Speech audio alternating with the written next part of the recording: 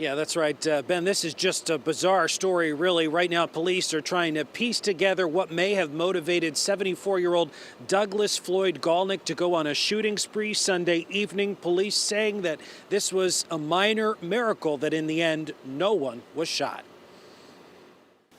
Gunshots shattered the silence of a rainy Sunday in Southington. That's probably the best news that we can report, that all those shots were fired and that nobody was injured. Police say 74-year-old Douglas Floyd Galnick, who lives here on Grove Street, shot up these 6 locations with a long rifle over the course of a several-hour shooting spree Sunday evening.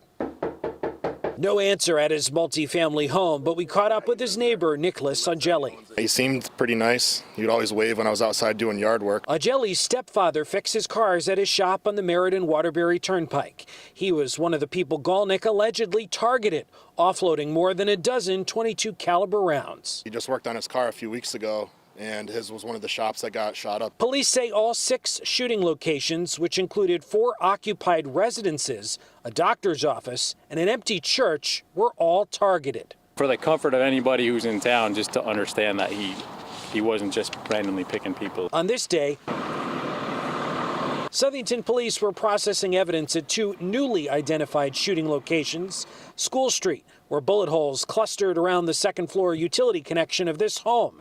They were photographed for evidence from a fire department bucket truck. And here on Flanders Road, where 16 shots were fired into a residential garage. He heard a loud noise. He went outside to investigate what was going on. He saw in the road, he saw the black pickup truck parked out there. Police were only able to arrest Galnick after identifying his black Chevy Silverado at the Hartford Healthcare Medical Office building where shots were fired.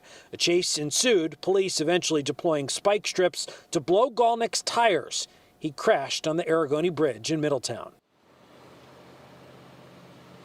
Now, it's still unclear if Galnick has a past criminal record. Right now, police are still investigating his connection to the Church of Jesus Christ of Latter-day Saints to see if there are any hate crime charges that may be warranted as a result of that. Police also telling us that he may be connected to another church shooting in Cromwell, as well as a separate shooting in Bristol. As you can imagine, he is facing a slew of criminal charges.